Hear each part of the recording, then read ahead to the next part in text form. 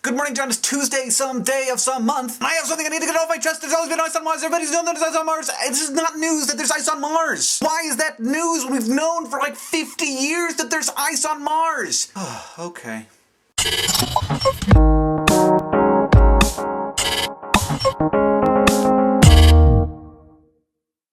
Sorry. Mars dork. Mars has ice caps. They're sometimes coated with carbon dioxide, like dry ice, but at the core they're both made of water. I don't know why everyone thought that it was news that there's ice on Mars. The news is that the lander landed on ice. That's great news for the people who wanted to study the ice, but there has always been ice on Mars. Anyway, a couple of weeks ago, I asked the Nerdfighters to use their collective brain cells and googling fingers to answer some questions.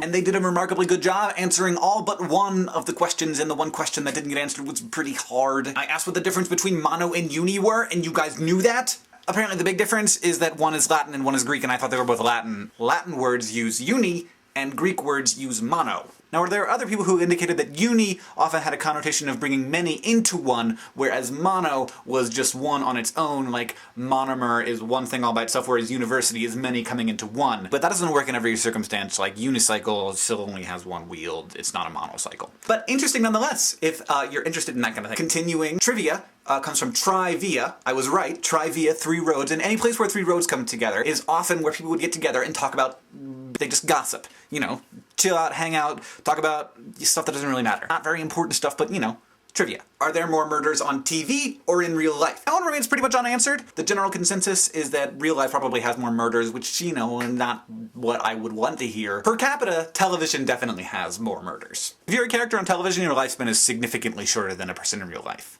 Also, if you're at a party and Tony Shalhoub or Angela Lansbury or Hercule Poirot show up, just leave. Leave, run away, because either your jewels are gonna get stolen or you are gonna get whacked.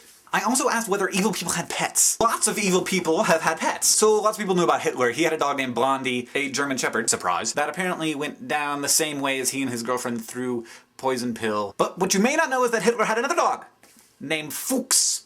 I'm not making it up. So while Hitler was fighting in World War I, he was working around in the trenches, and he found a little terrier named Fuchs, and he adopted it, and later Fuchs was stolen from him. And whoever stole Fuchs may in fact have been responsible for Hitler turning out the way he did. Probably not. Nonetheless, it's hard to think that if you had a little terrier named Fuchs that you could be that much of a jerk.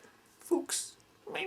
Lenin loved cats. He had lots of cats. And while you may not think that Lenin is very evil, he did sort of open up the door for Stalin to take over after he died, which, not good. However, there are some evil people that really hated pets. For example, Mao, who you might not think is all that evil until I tell you this story, decided that all pets were a symbol of bourgeoisie oppression and had them all killed in the 60s and 70s. He killed tens of thousands of dogs and cats, even dogs and cats that were raised primarily for food. He killed those as well. Not that they would not have died. So now you know the answers to all those questions. I have a question for you. I'm making a song about Star Trek, and it's longer than 4 minutes, and I can't get it any shorter. So I'm going to have to impose the one longer than 4 minutes clause, and that requires that there be a nerd fighting montage. So if you could send me anything to do with Star Trek, anything. Preferably Next Generation, and preferably with Captain Picard involved. That would be fantastic. To sparksflyup@gmail.com so that the video can be longer than 4 minutes. I promise it'll be worth it. I'm very excited about the song. John, I'll see you soon. Lenin's kitty says click the little yellow box and subscribe.